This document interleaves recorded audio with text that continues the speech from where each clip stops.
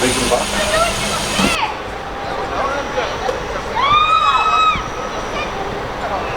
Come on. Stop it,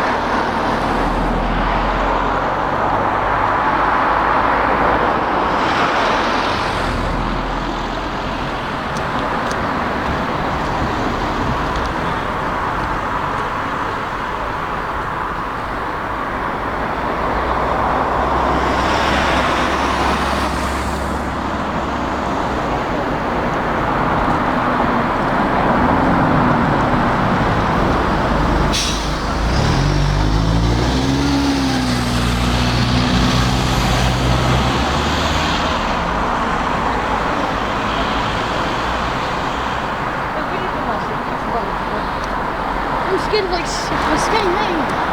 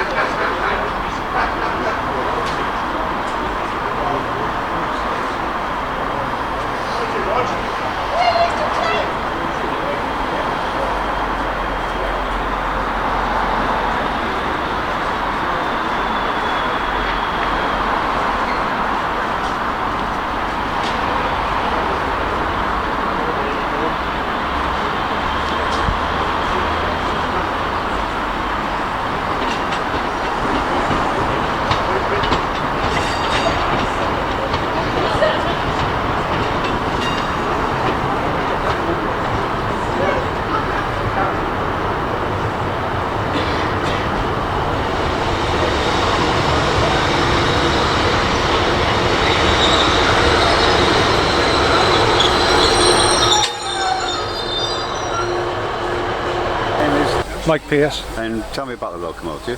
Well, I went to serve my apprenticeship in Eastmoor Steelworks in July 1958. I did 5 years apprenticeship and 3 years as a fitter. Yeah. During my apprenticeship I worked on the locomotive I was 18 months in the locomotive works. Right. We had 17 steam locos there then. And that was one of them. It was the last one to steam in 1965 when they went over to diesels. The steelworks presented the engine to the city of Cardiff, and it was cosmetically restored and put in children's playground at Splot Park with railings all around it with a kick. Right. And it was there for 15 years. after which time it was covered in graffiti and rusting and in a hell of a state.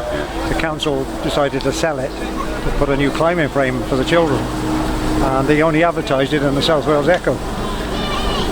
Consequently, I put a bid in for it, and local scrap merchants put a bid in. The Gwilly Railway wanted it, but they didn't have any money, so they asked the council, they said they'd do them a favour and take it off their hands.